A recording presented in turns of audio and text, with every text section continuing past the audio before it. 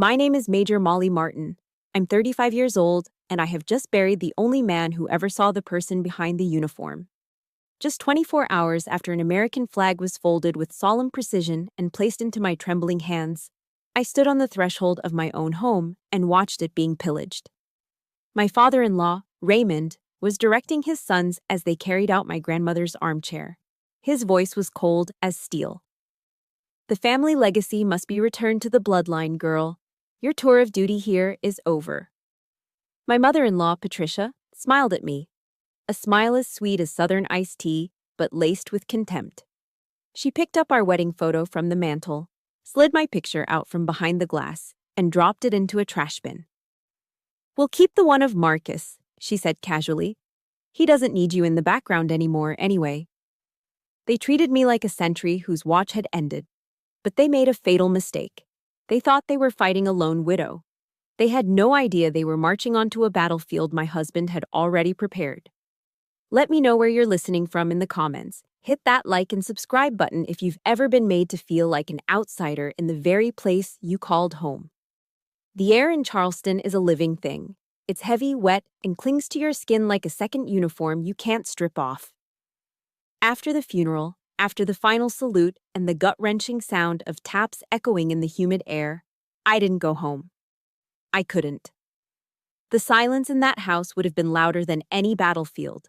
Instead, I drove back to the base and spent the night in the empty quiet of my office, surrounded by the sterile comfort of government-issue furniture. It was a place of order, of logic, a place where grief had no regulation, but duty did. By morning, I felt steady enough. I'd put on my uniform, not the dress blues, but my daily fatigues. It felt like armor. I pulled my Jeep onto our quiet, oak-lined street. Sunlight filtered through the Spanish moss, painting dappled patterns on the pavement. It looked peaceful, serene, a perfect picture of Southern tranquility.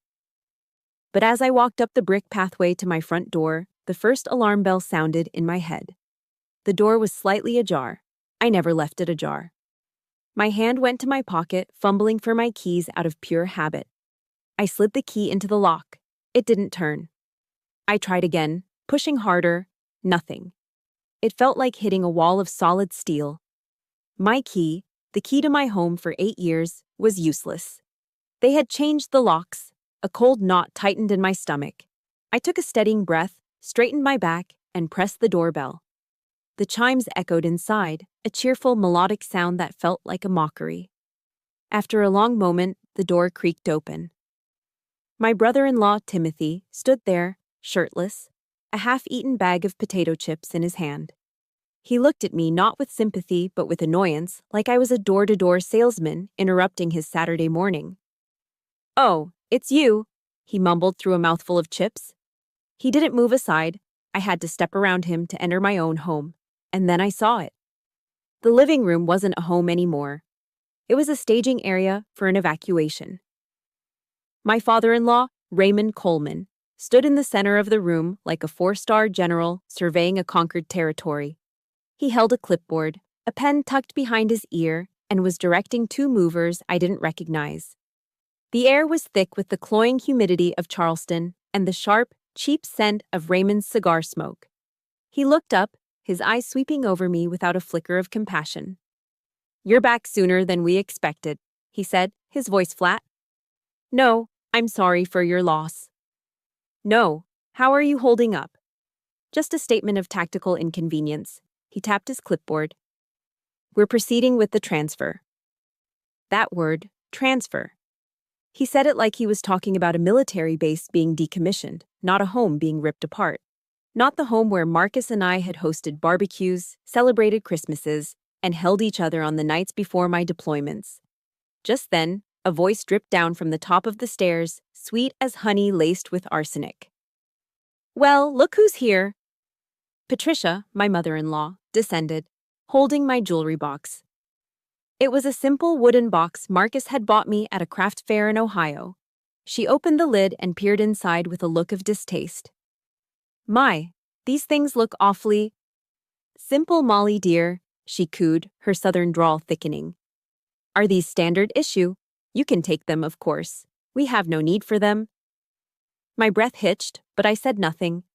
Then her eyes landed on the wall above the fireplace. It was my wall of honor. My framed medals, the bronze star, the purple heart, commendations from tours in places she couldn't pronounce. They were a testament to my service, to the blood and sweat I'd given for my country. Patricia wrinkled her nose.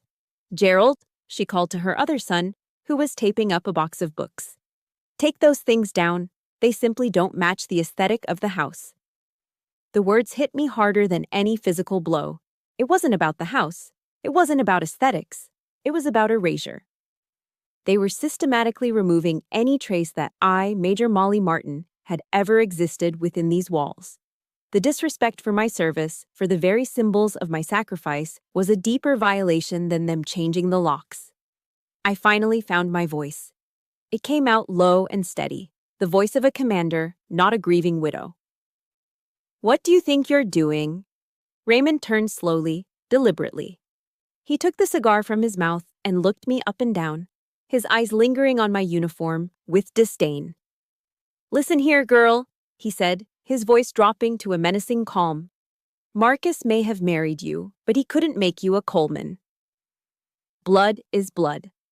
This property, this legacy, was built on the sweat of our ancestors. It will not be left in the hands of a transient soldier who could be shipped off at a moment's notice." Every word was a calculated strike, a dismissal of our 8-year marriage, a negation of the love Marcus and I shared, an insult to the uniform I wore with pride. He was reducing my entire life to a temporary assignment. He must have seen the fury hardening in my eyes because he moved in for the final blow. He gestured around the room. "You have 2 hours to collect your personal effects. Anything left after that will be considered family property and disposed of accordingly." A final eviction notice. A cold, legalistic severing. My training kicked in. When faced with an ambush, you don't charge blindly. You assess, you gather intelligence, you find the tactical advantage. I didn't scream, I didn't cry, I didn't argue. Instead, I took a single step back, leaned against the wall, and crossed my arms. My face became a neutral mask. I watched. I watched as Timothy directed a mover to take my grandmother's armchair, the one with the worn floral pattern where her head used to rest. I watched as Gerald took down my medals, handling them with the careless indifference of a man packing away old Christmas decorations. I watched Patricia walk through the rooms, pointing at things, claiming them. And I watched Raymond, the patriarch, overseeing the dismantling of my life with the smug satisfaction of a conqueror. They saw a defeated woman, a widow broken by grief, too weak to fight back. They were wrong. They were being observed by an intelligence officer. I was memorizing every smug look, every cruel word, every stolen object. I was cataloging their weaknesses, their arrogance, their greed. My silence wasn't surrender. It was surveillance, and it was making them more uncomfortable than any hysterical outburst ever could. That armchair. It was the last piece of my grandmother I had. And as I watched them carry it out the front door, I remembered the first time they made me feel like none of my history, none of who I was, ever mattered to them at all. They had always looked at me like that, like I was an inconvenient piece of furniture that didn't match their decor, an object to be tolerated, moved around, and eventually disposed of. It started from the very first day, 8 years ago, long before the locks were changed or my medals were taken off the wall. It started at a dinner table. I remember that dinner like a mission briefing I can't erase from my memory. I had spent a week preparing. I bought a conservative navy blue dress from a Charleston boutique, something elegant but not flashy. I read up on local politics. I even practiced a few pleasant anecdotes about growing up in Ohio that I thought might bridge the gap between my world and theirs. I wanted so badly to make a good impression, to show them I was worthy of their son.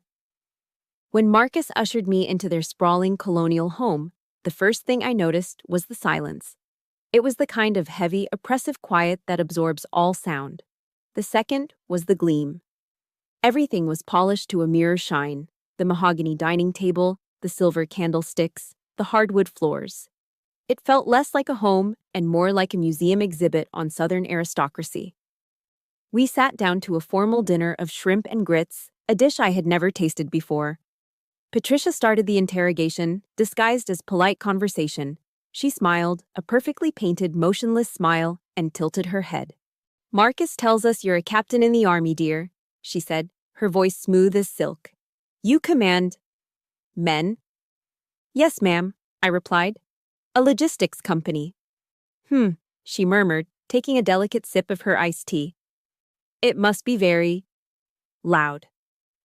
She said the word loud like it was a contagious disease, something unrefined and dirty that I had brought into her pristine home. The implication was clear. I was loud. My life was loud. I didn't belong in their world of quiet, old money. Then Raymond cleared his throat, fixing me with a gaze that felt like a performance evaluation.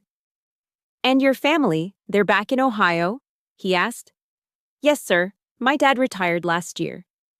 "He worked in the steel mills, I understand," Raymond continued. Not as a question, but as a statement of fact. Of course he knew. I realized later he'd probably run a full background check on me. "Honest work," he declared, his tone dripping with condescension. He made it sound noble in the way one might describe a sturdy, simple-minded workhorse. He was talking about my father, the man who worked double shifts his entire life to give me a future he never had. As if he were a character in a history book about the working class. For the rest of the meal, they never asked about my dreams, my passions, or what made me fall in love with their son. They performed a clinical dissection of my resume and my roots, holding each piece up to the light and finding it flawed. I left that dinner feeling like I had failed an inspection I never knew I was undergoing. The scrutiny only intensified. A week before our wedding, Raymond requested a meeting. Not at his home, but at his sanctuary, the Charleston Country Club. He sat across from me on the veranda, overlooking the perfectly manicured golf course, a sea of green for the city's elite. Surrounded by men in pastel polo shirts and crisp khaki shorts, he got straight to the point. "I need you to sign a prenuptial agreement," he said, stirring his Arnold Palmer without looking at me. "It's a simple matter of protecting Marcus's assets, the family's assets." I was stunned, but I kept my voice even. "Raymond, I'm not interested in Marcus's money. I'm marrying him because I love him." He finally looked at me, a smirk playing on his lips. "That's what they all say," he said dismissively. "But your career, it's a high-risk variable. Deployments, war zones. A soldier's life is inherently unstable. We can't have our family's legacy tied to such an uncertain future." He wasn't talking about my safety. He wasn't worried about me. He was risk-assessing my life. Our marriage wasn't a union of love to him. It was a volatile stock he needed to hedge against. He was treating my service to the country as a financial liability.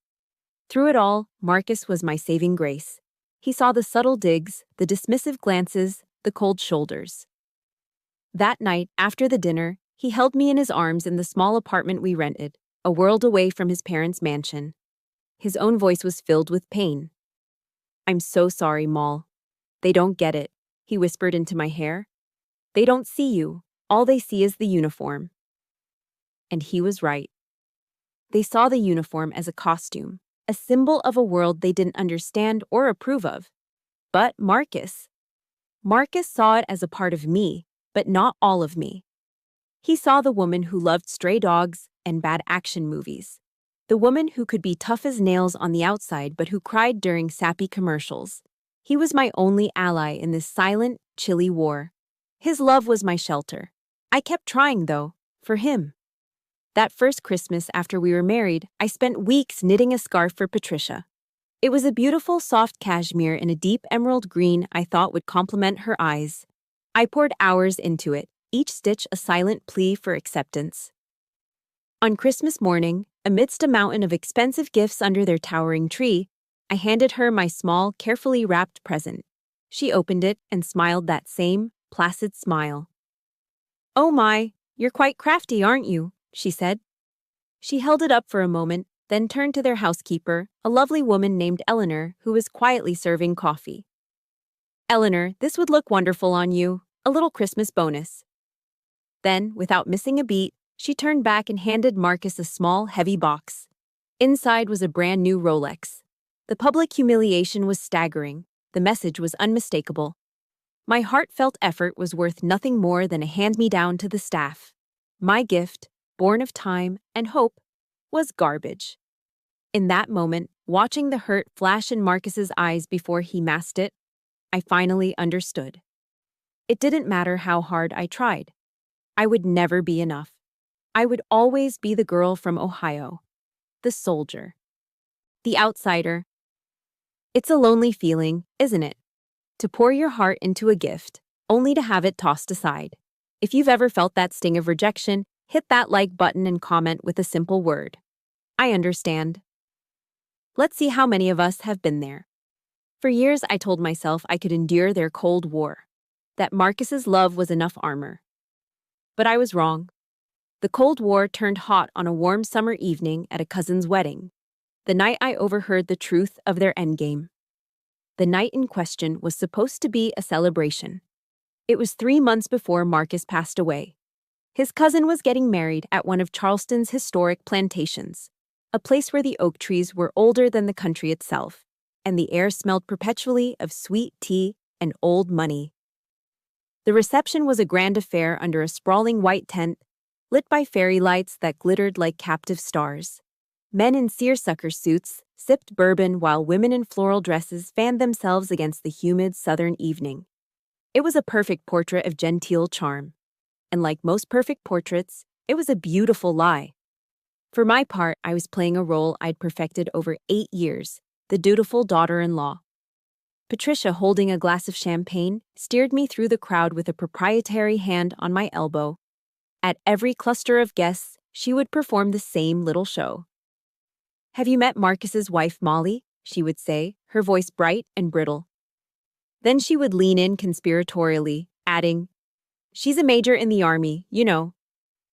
She always emphasized the word major, not with pride, but as if it were an exotic and slightly alarming credential, like being a lion tamer.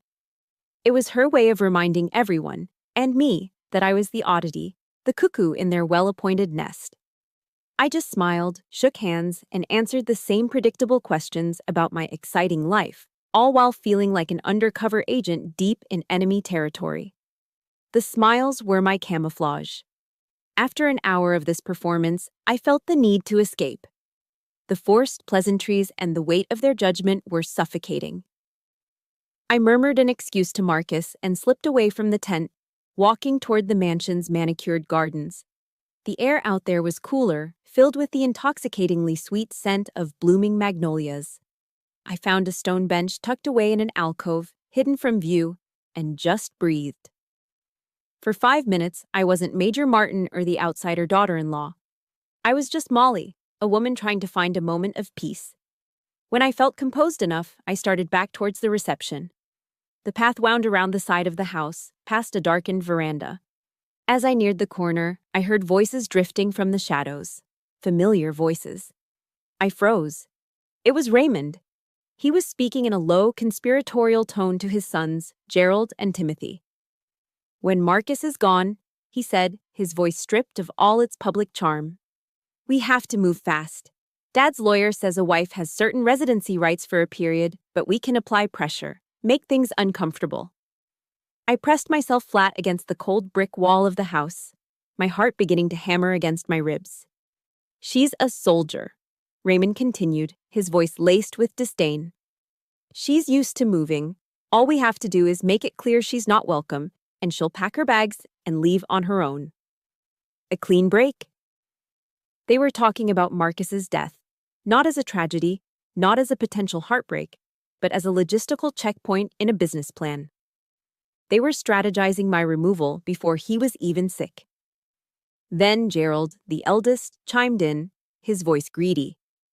"The vet clinic is the real prize. I've already spoken to Dr. Henderson. He's ready to make a serious offer the moment it's available." My stomach turned to ice. They weren't just planning to evict me, they were already carving up Marcus's life's work, the clinic he had poured his heart and soul into building. Timothy, ever the follower, sounded nervous. "But what if she puts up a fight? What if she demands something?" A fourth voice joined the conversation, and it was the one that broke me. It was Patricia.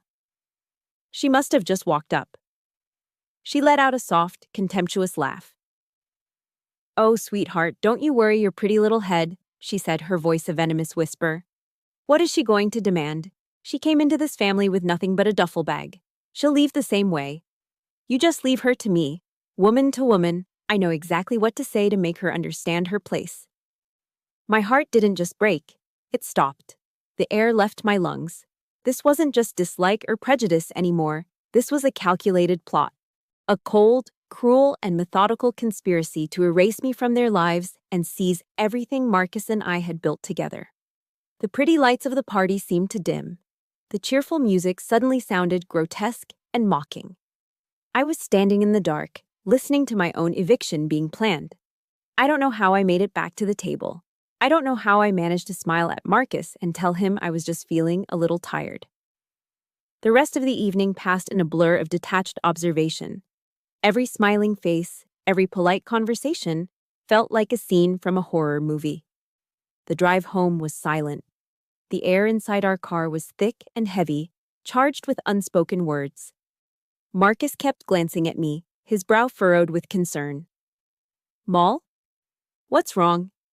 You've been quiet all night." I didn't cry. I didn't raise my voice. The soldier took over. I turned to him, my face calm, and I gave him an after-action report, my voice as steady and even as if I were debriefing a patrol. Objective: full seizure of all assets, including the house and the clinic, I stated, looking straight ahead at the dark road. Method of operation: psychological pressure to induce a voluntary withdrawal. Timeline for execution: immediately following your death. Marcus said nothing. The only sound was the hum of the engine and the soft hiss of the tires on the asphalt. He gripped the steering wheel so tightly his knuckles turned white. He didn't question me. He didn't doubt me. He knew. He had always known what they were capable of. We pulled into our driveway. He turned off the engine, plunging us into darkness and silence. He turned to face me. The soft, gentle man I loved was gone. In his place was someone I'd never seen before. His eyes, usually so warm and kind, were now sharp, cold, and utterly resolute. A fire was burning behind them. "All right," he said, his voice low and dangerous. "They've declared war. It's time we draw up a battle plan." He didn't wait. As soon as we were inside our house, the quiet sanctuary we had built together, Marcus went straight to the hall closet. I watched, confused, as he pulled out a worn leather briefcase I had never seen before. Our small kitchen, with its warm yellow walls and the familiar gurgle of the coffee maker, became a secret war room that night. He placed the briefcase on our little kitchen table, the one where we ate breakfast and paid our bills, and clicked it open. The sound was sharp, definitive. The opening salvo of a war I didn't even know he'd been preparing to fight. "They've always thought I was soft," Marcus began, his voice devoid of its usual gentle warmth. It was now cold, clear, and precise. "They mistook my kindness for weakness.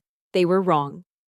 He looked at me, his eyes burning with an intensity that startled me. "I don't fight like they do, Moll. Not with yelling and intimidation and emotional blackmail. I fight like a strategist." He pulled out a thick file folder. "I've been preparing for this for a long time, longer than you know." He explained that the day his father cornered me at the country club, demanding I sign a prenuptial agreement, was the day he knew this battle was inevitable. "It wasn't about protecting me," Marcus said, a bitter edge to his voice. "It was about controlling you, about ensuring you would always be a temporary fixture." So, he had made a move of his own. He didn't go to the polished, respectable family lawyer Raymond kept on retainer. He sought out a man named Charles Peaton, a legal pit bull, a specialist in contentious estate battles with a quiet reputation in Charleston's legal circles. His nickname was the Cleaner, because when he was done, there was never a mess left to argue about. "I've met with Charles twice a year for the past 7 years," Marcus confessed. My jaw nearly hit the floor. For 7 years, my gentle, unassuming husband, the man who rescued stray cats and couldn't kill a spider, had been quietly building a fortress around me. He laid the documents out on the table, turning our kitchen into a command center.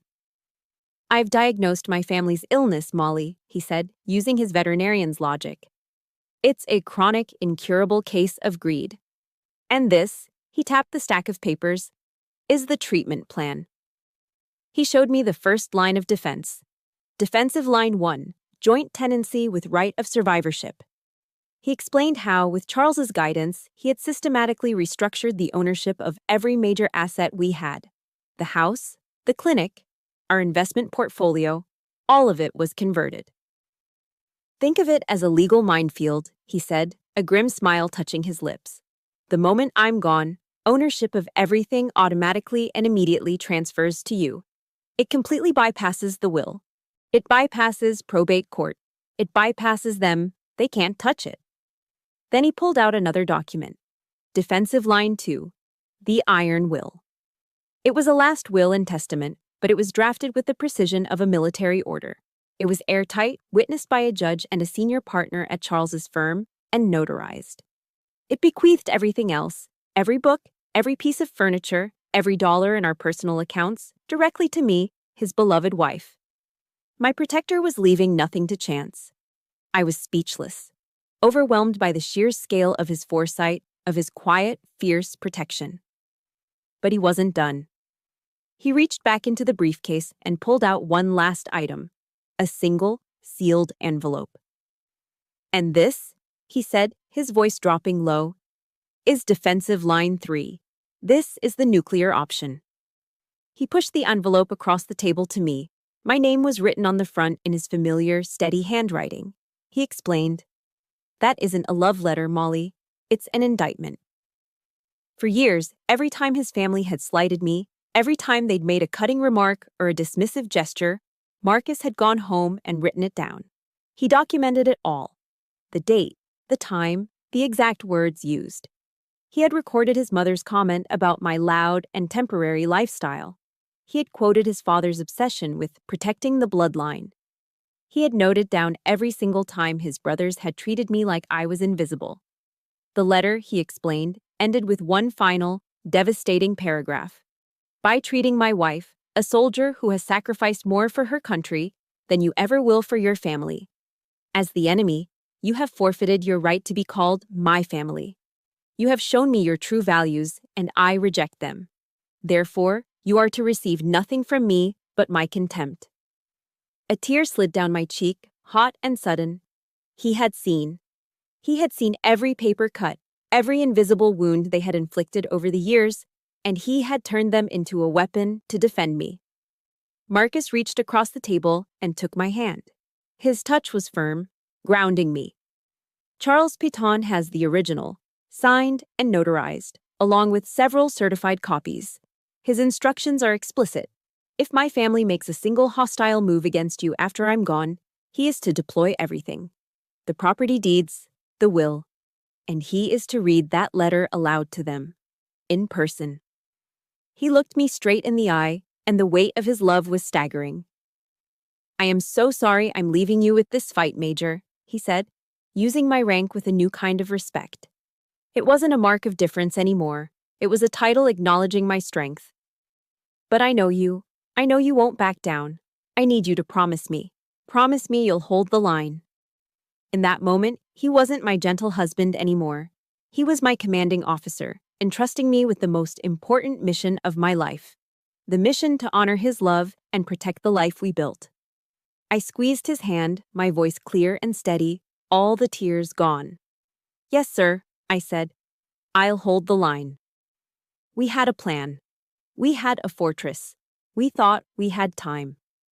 6 weeks later, the word cancer entered our vocabulary, and the war we were preparing for suddenly had a terrifyingly short deadline. The diagnosis came on a Tuesday. Pancreatic cancer, stage 4. The doctor said the words with quiet sympathy, his voice gentle, but they landed in the middle of our quiet life like a bomb, obliterating everything. The battle plan we had just drawn up, the one we thought was for a distant, hypothetical war, was suddenly on a brutally short timeline. The enemy wasn't just greed anymore, it was time itself. Marcus faced it like the quiet warrior I was beginning to realize he'd always been. After the doctor left the room, His first words to me weren't, "Why me?" or "I'm scared." He looked at me, his eyes clear and focused despite the devastating news, and said 2 words. "Call Charles." He was a pilot facing catastrophic engine failure, immediately running through his emergency checklist. There was no panic, only procedure. Those last few months were a blur of hospital visits, chemotherapy sessions that ravaged his body but never touched his spirit, and nights spent holding him, trying to absorb some of his pain into myself. In between it all, our mission continued. During his good hours, when the morphine gave him a window of clarity, he and Charles would speak on the phone or meet in the quiet of our living room. They worked with the urgency of soldiers fortifying a position before an inevitable assault. They finalized every detail, reviewed every document, and added one last, brilliant piece of ordnance to our arsenal: a no-contest clause. Charles explained it to me in simple terms. It was a tripwire. Anyone who dared to challenge the will in court would be automatically and completely disinherited, cut off from receiving even a single family photo. It was a perfect trap, designed for the greedy and the arrogant. As Marcus grew weaker, the vultures began to circle. His family started visiting, their faces masks of feigned concern. They would arrive bearing casseroles and bouquets of funereal lilies, filling our small home with the scent of false sympathy. Their performances were flawless, but their eyes gave them away.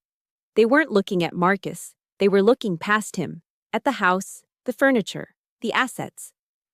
Raymond would walk through the rooms, a hand on his chin, as if inspecting a property for purchase. He'd run a hand along the door frames and tap the walls with his knuckles. Solid construction, he'd proclaim to no one in particular. They built things to last back then. He wasn't talking about our marriage. He was appraising the house. Patricia's tactics were more subtle, more insidious. She would bring homemade chicken soup in her expensive Le Creuset pot, sit by Marcus's bedside, and then turn her saccharine smile on me. "Molly, dear," she said one afternoon, her voice a soft purr. "Have you given any thought to your future? I imagine it would be much more convenient for your career if you were closer to a major base, like Fort Bragg in North Carolina." She was suggesting I move, planning my relocation while her son was dying in the next room. One day, she arrived with a glossy interior design catalog from Pottery Barn. "I just thought we could look at some ideas together," she said brightly, flipping through pages of perfectly arranged living rooms, "to give the house a little freshening up for when Gerald and his family eventually move in." She was asking for my opinion on how to redecorate my own home for my replacement. The audacity was breathtaking. Through it all, they rarely asked Marcus how he was feeling. They talked at him, around him, but never to him. They were waiting. And their waiting felt like a physical presence in the house, a cold, heavy shroud that suffocated what little peace we had left. The final, undeniable proof of their intentions came on a quiet Wednesday afternoon. Marcus was asleep in the hospital bed we'd set up in the living room. I was in the kitchen, carefully measuring out his medication, when I heard Gerald and Timothy talking in hushed tones in the hallway. I froze, listening. "Dad says we changed the locks the day after the funeral," Gerald said, his voice a low murmur. "Clean and quick."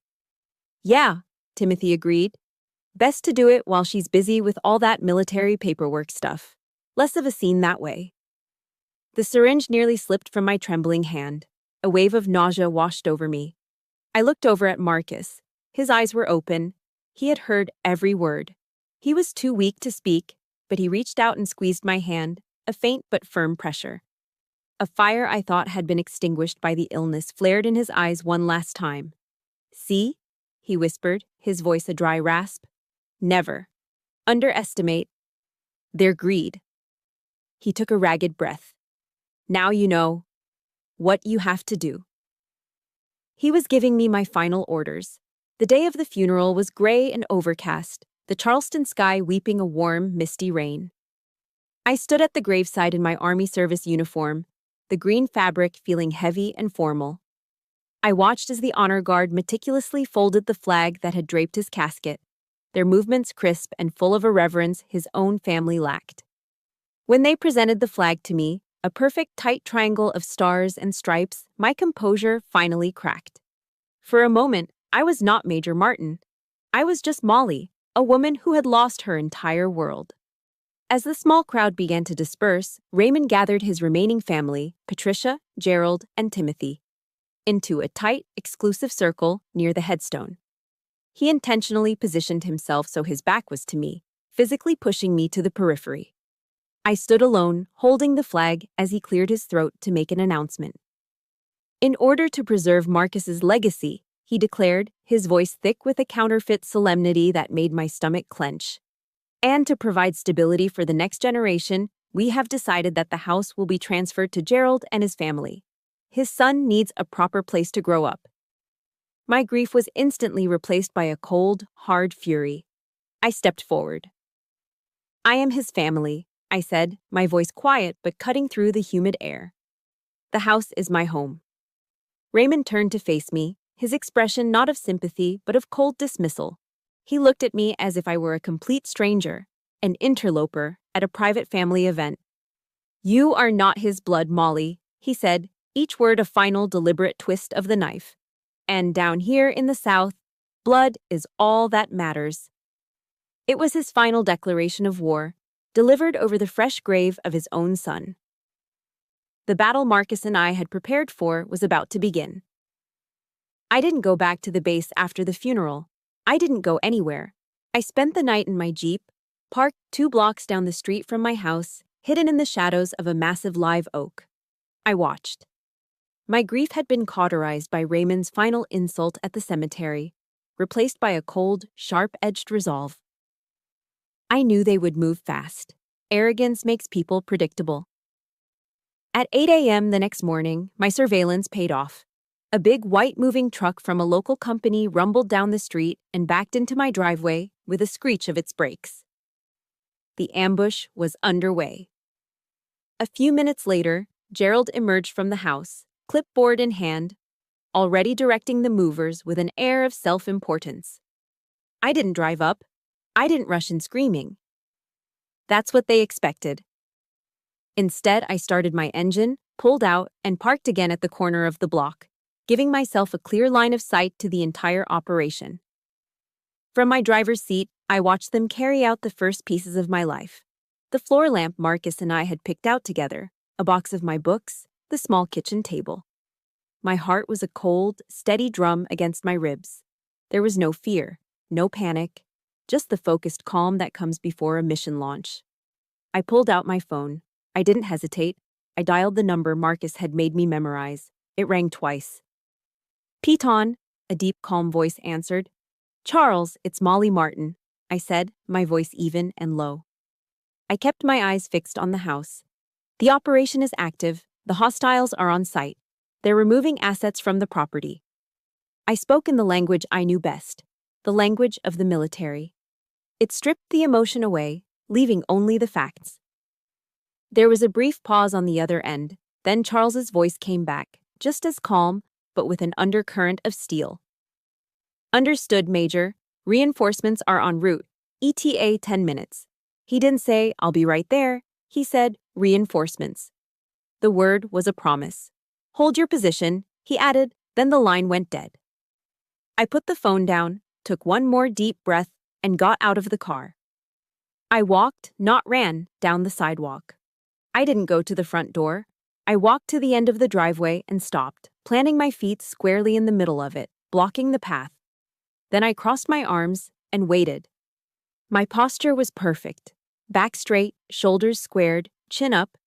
It was the stance of a soldier on guard duty, unmoving, unflinching, a human barrier. The movers, carrying a large sofa, saw me first. They hesitated, slowed, and then stopped, looking uncertainly from me to Gerald. Gerald, annoyed by the delay, stormed out of the house. What's the holdup? Let's go! Let's go! Then he saw me. His face twisted into a scowl. What the hell do you think you're doing? Get out of the way. I didn't move. I didn't speak. I just held his gaze. My silence was a weapon. It was unnerving, defiant. It wasn't the reaction of a hysterical, grieving widow, and it threw him completely off balance. His father came out onto the porch, drawn by the commotion. What is it now? Raymond barked, his face red with irritation. When he saw me, he sneered. You again? I told you your time here is done. Leave before I have you removed for trespassing. Right as the word trespassing left his mouth, another sound joined the quiet morning. The deep, expensive purr of a German engine. A gleaming black BMW 7 Series glided down the street and came to a stop directly behind the moving truck, boxing it in. It wasn't just a car, it was a statement. It moved with the silent, predatory grace of a shark. The driver's side door opened and a man emerged. He was tall, broad-shouldered, and wore a flawlessly tailored charcoal gray suit that probably cost more than my first car. This was Charles Peaton. He looked less like a lawyer and more like the man presidents call to fix their problems. He didn't even glance at me. His focus was entirely on the two men standing on the lawn. He walked with a calm, deliberate pace, his polished Italian shoes making no sound on the asphalt until he was standing directly in front of Raymond. Raymond Coleman, Charles asked, though it wasn't a question. His voice was a rich baritone, carrying an authority that demanded attention. Raymond, momentarily flustered by this unexpected arrival, puffed out his chest. I am. Who are you? My name is Charles Peaton, he said, extending a hand not for a handshake, but to present a business card. I am the legal counsel for the estate of the late Marcus Coleman, and I am the personal attorney for my client. He paused, turning his head slightly to nod at me with profound respect. Major Molly Martin. He said my rank like it was a royal title. The contrast between his deference and Raymond's contempt was stark and deliberate. Raymond's bravado began to crack. He looked from Charles to the impossibly expensive car, to me, standing like a statue at the end of the driveway. The gears were turning in his head, and he didn't like the calculation. Charles didn't give him time to recover. His voice became as cold and hard as a judge's gavel. I'm here to inform you, he said, his gaze sweeping over Raymond, Gerald, and Timothy, that you are currently engaged in illegal trespassing and the theft of private property belonging to my client. He let that sink in for a moment. I am instructing you to cease all activity immediately. Furthermore, every single item that has been removed from that house is to be returned to its original position. Now. He took a step closer. If my instructions are not followed to the letter within the next 5 minutes, he continued, his voice dropping to a near whisper that was somehow more menacing, my next call will be to the Charleston Chief of Police, who happens to be a very dear friend of mine from law school, and all of you will be spending the night explaining yourselves in a downtown holding cell. The change was instantaneous. Raymond's face went from ruddy anger to a pasty, slack-jawed white. Gerald and Timothy looked like they'd been punched in the gut. The smug certainty they had worn like a uniform was gone, replaced by raw, dawning panic. They finally understood. They weren't fighting a grieving, solitary widow anymore. They were fighting the law. The battle had officially begun. There's a special kind of satisfaction in watching a bully finally meet their match, isn't there? If you've ever wanted to cheer for someone who stood their ground, hit that like button and comment with one word that describes how this moment makes you feel. Let's see words like finally, justice, or yes. Now that I have your attention, Charles said, his voice cutting through their stunned silence, I suggest we move this discussion inside. Charles didn't wait for an invitation. He swept past the stunned Coleman family, his powerful presence dominating the space before he even spoke a word. I followed a few steps behind, closing the front door with a quiet, definitive click. The battle had moved from the lawn to the living room. He walked directly to the gleaming mahogany dining table, the very same table where I had been judged and dismissed 8 years ago, and placed his crocodile leather briefcase upon it. He unlatched it with 2 sharp snaps that echoed in the tense silence. It sounded like a soldier chambering a round. Raymond, scrambling to regain some semblance of control, finally found his voice. It was strained, a poor imitation of his usual commanding tone. You have no right to be in this house. This is a private family matter. Charles looked up from his briefcase, a smile that held no warmth touching his lips. Mr. Coleman, he said, his voice dangerously soft. When the assets in question are valued in the 7-figure range, and when my client is being illegally evicted from her own home, it ceases to be a family matter. it becomes a legal matter. And in this matter, he paused, straightening up to his full, imposing height, I have every right to be here. He reached into the briefcase and pulled out the first file. It was thick, bound in blue. Let's start with the basics, shall we? He said, his tone that of a professor lecturing a particularly slow class. He slid a sheaf of papers across the polished wood toward Raymond. These are the deeds to this house, the veterinary clinic on King Street, and the waterfront property down by the Ashley River. As you can see, they were all refiled several years ago under a joint tenancy with right of survivorship. He let the legal term hang in the air. For the benefit of those unfamiliar with estate law, he continued, his eyes locking onto Raymond's. That means that 1 second after Marcus Coleman passed away, Major Martin became the sole and undisputed owner of all 3 properties. The transfer was automatic and absolute. Your actions today, therefore, constitute illegal trespassing. Gerald made a choking sound. That's not possible. Oh, it's very possible, Charles said without glancing at him. He pulled out a second document. And just in case anyone felt the need to argue the point, Marcus also drafted this. He laid out a will. This is his last will and testament, legally executed, witnessed, and notarized. It is, for all intents and purposes, ironclad. It clearly states that all remaining assets, tangible and intangible, are bequeathed to his wife, Major Molly Martin. Patricia finally broke her stunned silence. No, she stammered, shaking her head, her carefully constructed composure beginning to crumble. No, Marcus wouldn't. He would never do that to his own family. Charles turned his cold, analytical gaze on her. He spoke with a brutal lack of pity. Madam, not only would your son do this, he anticipated this exact reaction from you. His hand went back to the file, flipping to another page marked with a yellow tab. You see, Marcus was a very thorough man. His will contains a particularly stringent no-contest clause. He looked around the room, making eye contact with each of them, Raymond, Patricia, Gerald, Timothy. That clause stipulates that if any beneficiary, he stressed the word, attempts to challenge the validity of this will in any way, for any reason, they are to be treated as if they had predeceased the testator. In layman's terms, you are immediately and irrevocably cut off. You forfeit any and all inheritance, down to the smallest sentimental keepsake Marcus might have left for you.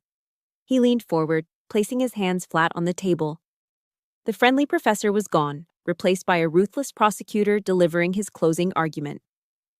Your son laid a trap, Mr. and Mrs. Coleman, and with your little performance this morning, you didn't just walk into it, you sprinted. The color drained from their faces. The furious red of Raymond's anger faded to a pasty, sickly white. Patricia's hand flew to her mouth, her eyes wide with horrified understanding. For the first time since I had met them, the Coleman family was completely, utterly silent. They were defeated, and they knew it.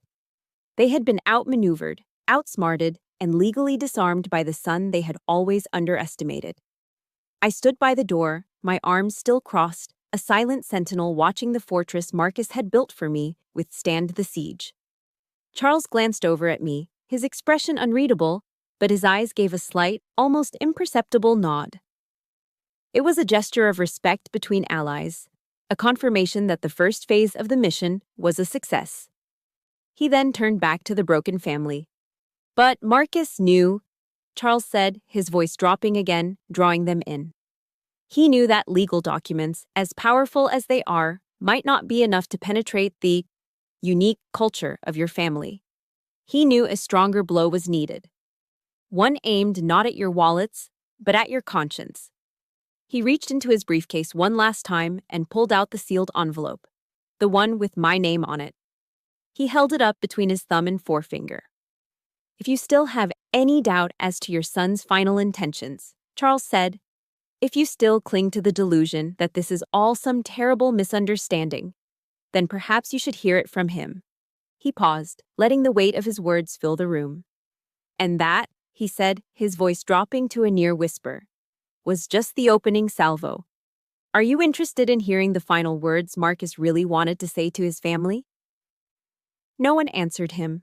No one could. The air in the room, already thick with tension, became heavy with a new emotion. Dread. The Coleman family, who had entered my home with such arrogance and entitlement, now stood frozen, trapped between the legal fortress Charles had just revealed and the emotional bombshell he was about to detonate. Charles took their stunned silence as consent. He reached into his breast pocket and produced a pair of sleek, black reading glasses, unfolding them with a deliberate, almost ceremonial slowness. He slipped them on, his expression becoming solemn, as if he were a priest about to read a sacred text. He carefully broke the seal on the envelope Marcus had prepared, the sound of the tearing paper unnaturally loud in the silent room. He unfolded the single sheet of stationery inside and cleared his throat. His voice, when he began to read, was no longer that of a lawyer. It was the voice of a man carrying out a sacred duty. It was the voice of Marcus. To my family, he began, his voice filling the room with a weight that was almost physical.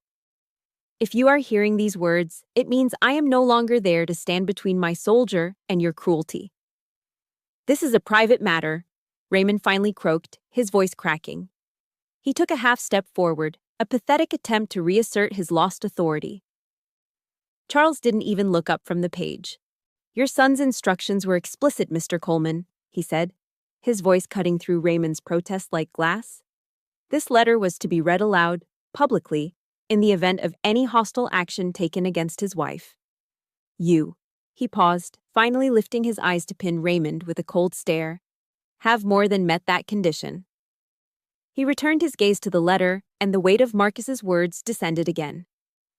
For 8 years, you have looked at Molly, and you have seen nothing but a uniform.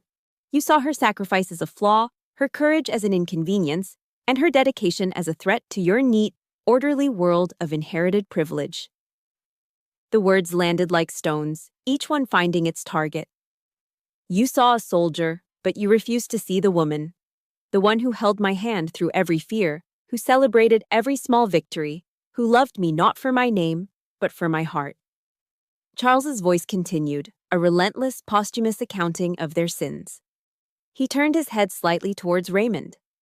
Dad, you demanded she sign a prenuptial agreement because you don't trust in love. You only trust in bloodlines. You tried to reduce the most important relationship of my life to a business transaction. You failed. He then shifted his focus to Patricia, who was now visibly trembling, her manicured hands clutching each other. Mom, you took the beautiful cashmere scarf she spent weeks knitting for you, a heartfelt offering of peace, and you gave it to the housekeeper in front of her. Because in your eyes, her effort, her time, her very essence had no value. It was a gesture of such casual cruelty that it told me everything I needed to know. Patricia let out a choked sob, a sound of pure, undiluted shame. It wasn't a cry of grief or remorse. It was the sound of a woman whose perfect public mask had just been shattered into 1,000 pieces. Charles didn't relent. His gaze fell upon Gerald and Timothy, who were now trying to shrink into the wallpaper. And Gerald, Timothy, my brothers. You whispered behind her back. You treated her like a temporary occupant in her own home, already planning how to divide up her life before it was even broken. You saw her love for me not as a bond, but as an obstacle to your inheritance. Every accusation was true. Every word was a mirror forcing them to see the ugliness of their own actions, stripped of all polite Southern pretense. There was nowhere to hide. Then the tone of the letter and of Charles's voice shifted. The cold fury melted away, replaced by a warmth so profound it made my own breath catch in my throat. You never understood.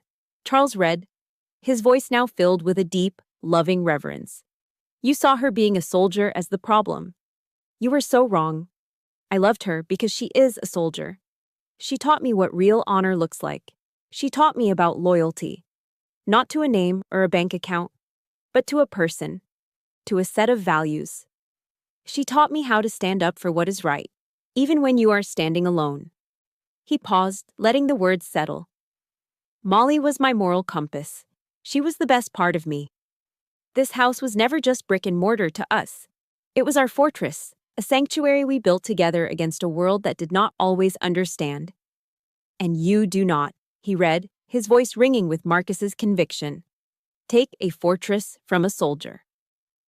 The tears that had been threatening finally fell, rolling silently down my cheeks. But they weren't tears of sadness.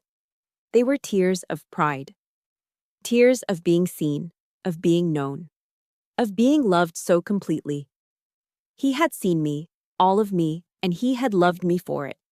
And now, even after he was gone, he was still fighting for me. Charles took a deep breath before reading the final, devastating paragraph. His voice became hard again, each word a final judgment. So, listen to this, and listen carefully. Everything I have, everything I have ever worked for, belongs to her. This is not a gift. It is an acknowledgement of her worth. By attacking her in her moment of greatest vulnerability, you have proven yourselves unworthy of any part of me. My true legacy is not in my assets or in the Coleman name. My true legacy is the love I have for this woman and the life we built. Charles looked up from the page, making eye contact with each of them one last time before delivering the final, crushing blow. He read the last sentence not as a request, but as a direct, unyielding order from their son. Now, get out of her house. When the last word echoed into silence, the room was utterly still. It was the dead, heavy silence of a battlefield after the fighting is over. The game was over. They had lost. Raymond stumbled backward, his legs giving out from under him. He collapsed into a dining chair, not with the grace of a patriarch, but with the limp, boneless fall of a puppet whose strings have been cut. He stared into the middle distance, a completely broken man, defeated not by a lawyer, but by the ghost of his own son. The silence held for a long moment, thick and suffocating with the ghosts of Marcus's words. Raymond sat slumped in the dining chair, a man hollowed out from the inside. Then Charles broke the stillness. His voice was calm, devoid of triumph, but it held the unyielding force of a turning tide. "All right," he said, looking directly at Gerald and Timothy, who were still frozen in disbelief. "You heard the man. Let's start bringing it all back." What followed was the most surreal and satisfying theater I've ever witnessed. Under the watchful, unblinking gaze of Charles Peaton, the great Coleman retreat began. Gerald and Timothy, the arrogant heirs who had never done a day of manual labor in their lives, were now sweating under the Charleston sun, their expensive polo shirts sticking to their backs. They grunted and strained as they hauled furniture and boxes back into the house they had so confidently tried to claim. They moved with the sullen, resentful silence of defeated soldiers forced to clean their own mess. Raymond didn't move. He just sat there, aged a decade in an hour, his face a gray mask of ruin. Patricia, however, made one last, desperate attempt to salvage something from the wreckage. She approached me as I stood by the door, her face a mess of tear-streaked makeup and pleading. "Molly," she began, her voice a pathetic whisper. "Molly, please, we can talk about this." I didn't feel anger anymore. I didn't feel anything except a vast, weary distance. I held up my hand, a simple, quiet gesture to stop her. "There is no we, Mrs. Coleman," I said, my voice calm and final. It was the first time I'd ever called her that. There never was. It was the simplest boundary I'd ever set and the most powerful. It was a wall she could not breach. She recoiled as if I had struck her, then turned and retreated to her husband's side, finally defeated. Before they left, I had one final command. I walked over to Charles and murmured something in his ear. He nodded. "One last thing," he announced. "My client requests that her grandmother's armchair be returned. By you." He pointed at Gerald and Timothy, and placed exactly where it was. The humiliation was complete. I watched them awkwardly maneuver the floral armchair, my last piece of my own family, back to its rightful place beside the fireplace. It was more than just a piece of furniture. It was the restoration of order. It was justice. News in a city like Charleston travels faster than a summer thunderstorm. It moves in whispers at the country club, in hushed phone calls between the wives of prominent men, in the gossip exchanged over bridge games and charity luncheons. The story of how the proud Coleman family had tried to dispossess a decorated Army major, their own widowed daughter-in-law, and had been so spectacularly defeated, became the scandal of the season. The consequences were swift and brutal. Raymond, a man who lived for his social standing, became a pariah. He stopped showing up for his morning tea time at the club. Patricia, who chaired 3 different charity boards, was quietly asked to step down from all of them. Gerald's plan to buy the clinic fell apart. Dr. Henderson, a man of quiet integrity, refused to do business with him after hearing what had happened. They hadn't just lost a legal battle. They had lost the one thing they valued more than money: their reputation. Their carefully constructed Southern dynasty had crumbled into dust. About a week later, a thick, cream-colored envelope arrived in my mailbox. It was from Raymond. Inside, there was a stiffly worded letter full of excuses disguised as an apology. He wrote about his grief, his desire to protect the family, his misunderstanding of Marcus's wishes. Tucked inside the letter was a cashier's check for $100,000. I stared at it. It was blood money. A final insulting attempt to buy my silence, my forgiveness, my complicity. He still didn't get it. He thought this was all about money. I walked into the kitchen, to the stainless steel sink. I took out the cheap Bic lighter I keep in a drawer for lighting candles. I flicked it on, the small flame dancing in the quiet room. I held the corner of the check to the flame and watched as the fire consumed Raymond's guilt money. It curled into blackened, fragile ash, the numbers and his signature disappearing into nothing. It wasn't an act of anger. It was an act of liberation. I scooped the ashes into the envelope the check had come in, sealed it without a note, and mailed it back to him. The message was clear: we were done. That night, for the first time in what felt like a lifetime, the house was truly quiet. Not the heavy, oppressive silence of grief, but a deep, peaceful stillness. I sat in my grandmother's armchair, its familiar floral pattern a comforting presence in the dimly lit room. I didn't feel triumphant, not really. The victory didn't taste sweet. It was just quiet. It was the profound relief of a soldier after a long and brutal war. The adrenaline was gone, leaving behind only a bone-deep weariness and a sense of peace. I had fought not for revenge, but for preservation. For the sanctity of the life Marcus and I had built. The mission was accomplished. My eyes fell on the letter from Marcus, which I had placed on the mantelpiece. The paper was still unfolded, a silent testament to his love and foresight. He had drawn the map. He had supplied the arsenal. But I was the one who had to stand on the battlefield. I was the one who had to hold the line, and I had won. And now, the battlefield was quiet. The question was, what does a soldier do when the war is over?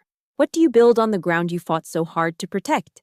The answer to my question, what do you build on the ground you fought so hard to protect, didn't come in a single moment of revelation.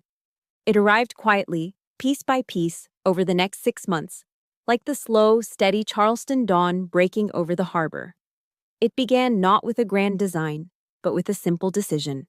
I would not sell the clinic. That place was Marcus's heart translated into a physical space. To sell it would have felt like a betrayal. So, with Charles Piton's help navigating the business side of things, I kept it open. The first change I made was a new sign out front. It no longer said Coleman Veterinary Clinic. It now read the Marcus Coleman Memorial Animal Hospital. I was still an active duty officer, but my weekends changed. Instead of catching up on sleep or running errands, I started spending my Saturdays at the clinic. I wasn't a vet, of course, but I could answer phones, comfort anxious pet owners in the waiting room, and clean kennels. The clinic staff, who had adored Marcus, welcomed me with open arms. Slowly, something beautiful began to happen. Because of my uniform, other military families started coming in. A young Marine sergeant whose pit bull needed surgery he couldn't afford. A Navy family, new to town, whose golden retriever had eaten something it shouldn't have. They came for their pets, but they stayed for the community.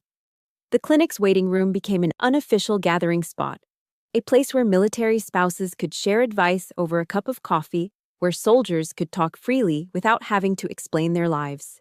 It was no longer just a place for healing animals. It was becoming a place for healing people, too. It was becoming a sanctuary. That's when the real plan took shape. I realized what Marcus's true legacy needed to be. 6 months to the day after the confrontation in my living room, I found myself standing in front of a group of bright-eyed, newly graduated veterinarians from Tuskegee University. I had invited them to the clinic to talk about a new initiative I was launching. I was no longer just a soldier or a widow. I was a founder. "Good morning," I began, my voice steady and sure. "My name is Molly Martin, and I want to tell you about my husband, Marcus." I told them about his gentle spirit, his incredible skill, and his two core beliefs. Marcus believed that animals have a unique ability to heal the wounds we can't see, I said, looking at each of them. The wounds of loneliness, of trauma, of loss. He called them the best medics in the world. He also believed that the men and women who serve this country, and the families who stand beside them, deserve our unwavering support and the best care we can offer. I gestured around the bustling clinic. That's why I've established the Marcus Martin Companion Fund. It's a nonprofit dedicated to providing free or low-cost veterinary care to the pets of active duty service members and veterans in need. This fund is how we will continue both of his core beliefs. It's how his legacy will live on, not just in a name on a sign, but in action, in service. I was no longer fighting a war. I was building a monument of love. Later that week, while organizing Marcus's old desk at the clinic, my fingers brushed against a loose panel in the back of the main drawer. Curious, I worked it free. Tucked inside was another envelope, this one old and slightly faded. It was addressed simply to Molly, my soldier. My heart leaped into my throat. It was a letter he must have written right after we had our war room meeting, a final message he had hidden for me to find one day. My hands trembled as I opened it. "My dearest Molly," it began. "If you're reading this, it means the worst has happened, but it also means our plan is in motion. I know you'll win. I never had a doubt. You are the strongest person I have ever known. But I need you to know something. Winning the battle isn't the end of the mission. It's the beginning of the next one. Your new mission, Major, is to live. Live a life that is full and joyful and loud, just like my mother was always so afraid of. Live it for yourself, not for me. Grieve me, but don't let that grief be the end of your story. Let it be the foundation of a new chapter. Our house was our fortress, built to protect us. Now, I need you to turn that fortress into a lighthouse. Let it be a beacon of strength and hope for others. My love will always be your reinforcements, your air support, your flank security. I will always be watching your six. Hold the line, and then build something beautiful on it." I folded the letter, holding it to my chest. The last piece of the puzzle had clicked into place. He hadn't just left me a battle plan. He had left me a blueprint for peace. The story ends here, but my life did not. It ends this morning, with the Charleston sun rising, painting the sky in shades of orange and pink. I'm standing on the porch of my house, dressed in my PT uniform, gray shirt, black shorts, ready for my morning run. The air is cool and smells of salt from the nearby sea. Behind me, the house stands quiet and strong. It's no longer just a fortress. Marcus was right. It's a lighthouse. I held the line. I completed the mission. And now, every single day, a new mission begins. To live, to heal, and to pass on a legacy not of bloodlines or of wealth, but of honor, service, and a love that was strong enough to build a fortress and gentle enough to light the way home. My war is over, but I know many of you might still be on your own battlefields, fighting quietly every day. The greatest weapon I had wasn't just Marcus's brilliant plan. It was having a loyal ally like Charles Piton show up when I needed him most. In the comments below, I would be honored if you would share who your Charles Piton has been. That one person who stood with you and helped you hold the line. These stories of resilience and quiet courage deserve to be heard. If you believe that too and want to be part of this community, please subscribe to the channel and turn on notifications. That way, you won't miss the next story from the front lines of life.